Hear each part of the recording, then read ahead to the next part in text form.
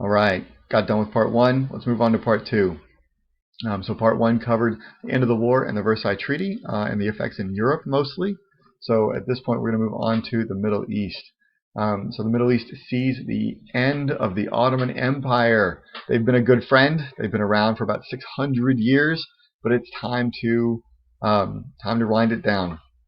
Remember that they sided with the Germans, they sided with the Austro-Hungarians, and as a result, now that the Central Powers are defeated, the Ottoman Empire is going to get carved up. Remember, this is territory that the Europeans had had their eyes on for a while, and so now it's time to divide up the Ottoman Empire among the Europeans. The great victors here are again going to be France and Britain. And so what you're going to see is France get the yellow territory and the British get some of the purple. And this is a great time to introduce the word mandates. And so basically what happens is all the German colonies of before World War I and Ottoman Empire territory from before World War I, they are going to be cut up into what are called mandates, which is basically just a colony by another name.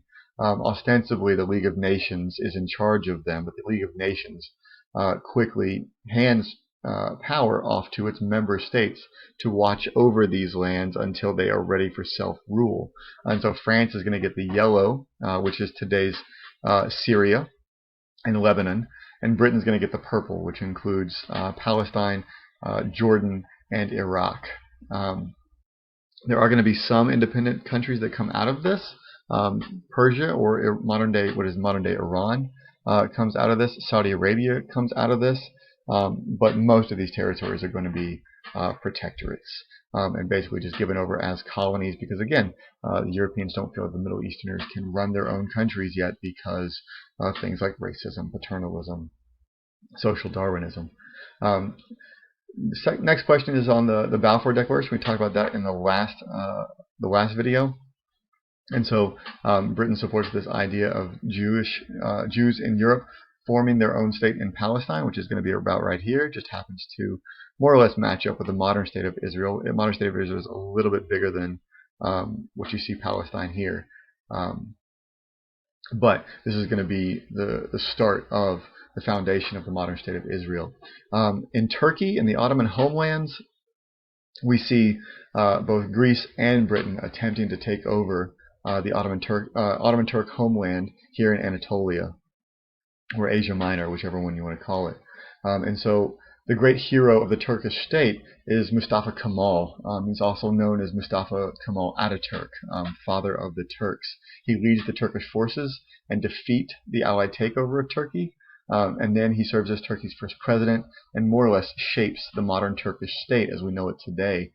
This heavily secularized state in the Middle East. They also use Latin alphabet instead of Arabic alphabet.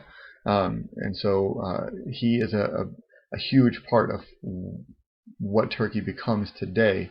And if you go to Turkey today, you'll see a lot of effects of Ataturk. In fact, if you go to Turkey today and you fly into Istanbul, you'll fly into Ataturk International Airport. The effect of the Treaty of Lausanne on the population of Greece, Turkey, and the Balkan states. First off, it establishes the modern state of Turkey, but it also moves a ton of people. A lot of Greeks lived on the western coast of Turkey here, and those Greeks are forced to move back to Greece. You've got Turks who live all in the Balkan areas, up in this area and in Greece. Basically, people who had moved there during the incredibly long Ottoman occupation of those areas. Those people are also forced to move. Today we'd call this ethnic cleansing. But basically, at the time, it was seen as proper nationalism. That nationalism said that a nation should have its own little state, that state should contain that nation, and so every nation should get its own nation state. Forget the fact that these Turks had lived in the Balkan areas for centuries. That didn't matter as much to early 20th century Europeans who were drawing up these treaties. So let's get into the human costs of war. World War I is incredibly devastating, as I've mentioned many times before. About 8 million people died on the battlefields of World War One. That's all of these countries added up together. You can see here that Germany had the most deaths on the battlefield. Russia is second. Remember, though, that Germany is fighting a two-front war against multiple adversaries. Russia is really just fighting a one-front war against Germany and Austria-Hungary, mostly against Germany. And so the idea that the Russians have 1.7 million people dead and only 18,000 fewer than the Germans is really consequential. The Russian people lose so much in this war and gain so little in this war. As far as the casualty rate, the Russian casualties are about 700,000 more than the Germans. And so, again, Russia just has incredible losses in World War One, more than you can really state. And then followed by the Germans and the French, as you can see in question 21. And it really leads to the 1920s being called the people of the 1920s being called the lost generation, because with 8 million Europeans dead on the battlefields of France and Russia, it really is a lost generation. It's a missing generation. Most of the people of that generation are just annihilated in World War One. So the death is absolutely catastrophic, but so too are the casualties. So the civilian death. Remember, this is a total war. Civilians were seen as fair game. And so these deaths resulted from shelling of towns and cities. It would also include the starvation that you see in Germany, and the people of the Lusitania, the innocent civilians who were torpedoed by German boats, German U-boats. And so the death rate in World War One is just more than you can count. I mean, upwards of 18 million people, which is just a phenomenal number. And then even after the war, you've got millions of veterans who have to be cared for, and many of these veterans lost limbs, going now without hands, without arms, maybe one leg, maybe no legs, and so these veterans have got to be cared for. As they went home, they tried to find a place to fit in, and sometimes they just couldn't. You've got incredible psychological scars. Today we'd call it PTSD. Back then they called it shell shock. Some people just called it cowardice and denied benefits to these veterans. They denied that these veterans had a reason to be injured. They couldn't understand the idea that your scars from war might be on the inside.